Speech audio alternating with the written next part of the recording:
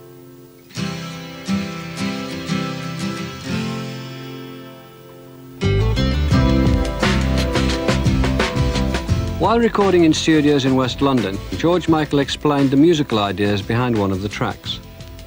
This particular song, which is called Waiting for That Day, wasn't the normal writing process because I had the idea for the mood as opposed to a song. I was with some friends and I was complaining about the fact that something like 5 or 6 of the records in the top 30 at a particular time were based around a sample of a drum track, which was the intro to a James Brown song called Funky Drummer, which has now become like the most well-used drum track of all time, I would imagine.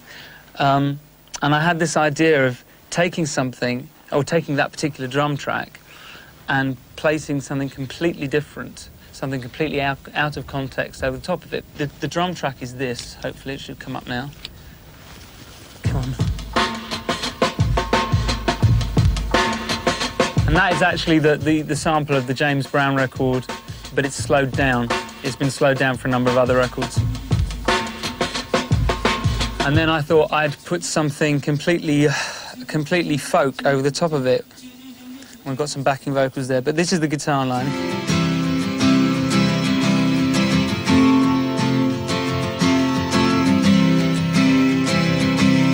Which obviously is about as unblack as you can get. And then mix the two.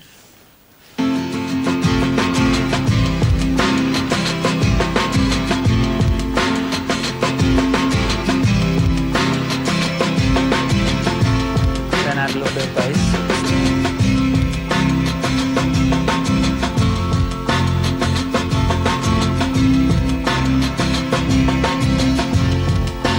So I started writing around that, and then just playing about with a keyboard. I just found the two chords that went with those guitar chords, but the sound itself made me think that maybe I should take the song in a slightly different direction, because the sound was this sound.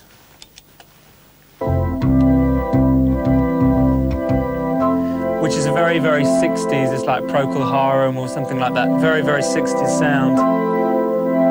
And when you combine these two things,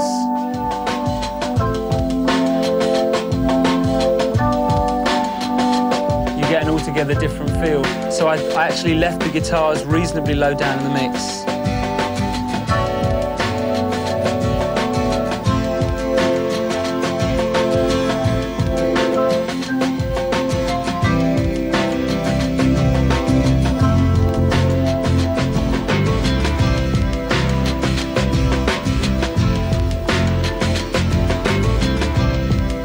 So then I basically had to write something that fitted that feel, and I mean this is the first track on this particular album anywhere. I've found the feel before I had any idea what I was going to write over the top, and I tried all kinds of things, and at the end of the day, I decided to go for something really, really white sounding, influence-wise, just to kind of offset that very, very overused black rhythm.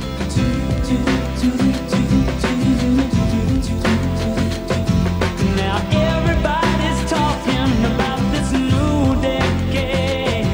Like they say the magic numbers, then just say goodbye to the stupid mistakes you made. Oh, my memory serves me far too well. But you know that the years will come and go. Some of us will change our lives, some of us still have nothing to show. Nothing, baby, nothing but memories. And if these wounds, they are self-inflicted, I don't really know how my poor heart could have protected me.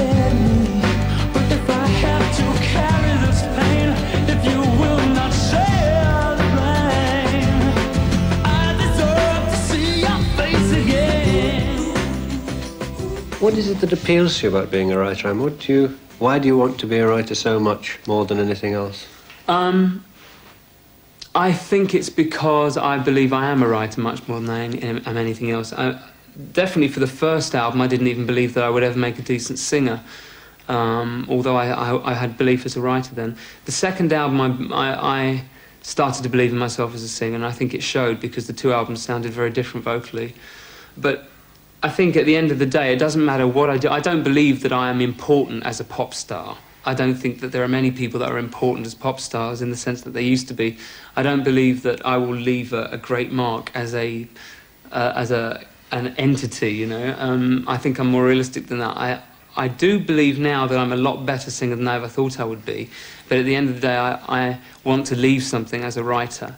And I think to have a passion or to have something that drives you on through life in a creative sense, most of us want to leave something, want to have something that will be remembered without, you know, without people really having to search in their memory. And I want to leave songs. I believe I can leave songs that will mean something to other generations. In Praying for Time, George Michael deals with the theme of an uncaring world, a subject far removed from anything he's written before. There comes a point where you have to write something which you have not written before, and which your interest in any particular topic or subject will inspire you, and that's why I suppose eventually most lyricists do approach wider topics than sex and love, you know. These are the days of the open hand. They will not be the last. Look around now. These are the days of the beggars and the choosers. The open hand, to me, represents the vast numbers of people who, and specifically in this country, vast numbers of people who are actually on the poverty line or below the poverty line, which is something that's going to go on. And I like the idea of beggars and the choosers because you take a phrase. What's the phrase, you know, beggars can't be choosers, and you completely change it. In other words, the beggars and the choosers and nothing in between, which was really my point, because it does seem to be not that much in between these days. This is the year of the hungry man whose place is in the past, hand in hand with ignorance and legitimate excuses. That verse is really about the fact that the hungry men of today are completely, I mean, there is a full knowledge of them. People know what's going on, in this country and abroad, and the legitimate excuse of yesterday was that ignorance, and that's gone, obviously. So, in other words, the hungry man today is a well-known fact. I guess somewhere along the way he must have let us all out to play, turned his back, and all God's children crept out the back door. I've always liked the term, somehow, God's children, somehow as though we were that innocent in a way, and the idea being that we ran out on God in a sense, you know, crept out the back door, and because of that, we're left to make our own decisions. We'll take our chances because God stopped keeping score. Is like saying there's no one here to you know, pull back the reins, so we have to make our own decisions. These are the days of the open hand. They will not be the last. Look around now. These are the days of the beggars and the choosers. This is the year of the hungry man, whose place is in the past. Hand in hand with ignorance and legitimate excuses. The rich declare themselves poor, and most of us are not sure if we have too much, but we'll take our chances, 'cause God stopped keeping score. I guess somewhere along the way he must have let us all out to play, turned his back, and all God's children crept out the back door, and it's hard to love. George Michael's career has for many years been seen in terms of image rather than content. His early desire to be a star has run parallel with his ambitions as a songwriter. I have two very, very strong memories of my childhood. I remember being on a bus, and I was I was basically bunking off school, and I was terribly depressed at school. I can't remember what about, but I remember I was just riding around on buses all day thinking that I'd get caught if I was out somewhere and someone would spot me, and that the safest place to be was on a bus. And I remember thinking to myself, one day no one will be able to touch you. You'll somehow get away from everyone else in some respect. And the other thought was when I was about 14 years old, I remember I was washing up in my father's restaurant, and I was listening to something. It was on a tape machine in the restaurant itself, and it occurred to me that some melody shouldn't have gone that way. It should have gone another way. And it suddenly occurred to me that I would have written it that other way. That was the first moment that I ever remember thinking I could write that, but better. And somehow those two things, I somehow think I got those two things. They kind of, I've spent the last 10 years of my life really confusing those two things. I've confused the fact that I thought I had that ability as a writer, that I could do something special as a writer, with that need to be special in some way. And I don't feel that need to be a star anymore. I don't feel that need to prove anything that I'm some kind of different kind of person, which leaves me open to pursue the second thought, which is that I would actually like to leave something special behind me, which has nothing really to do with me as a person being in any way different, just that my ability is as a songwriter. It's my songs that I think I can concentrate on now.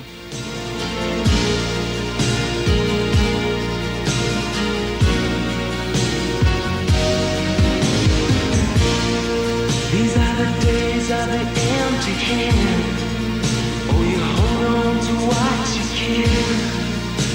And charity is a coat you wear twice a year. This is the year of the guilty man. Your television takes a stand, and you find that what was over there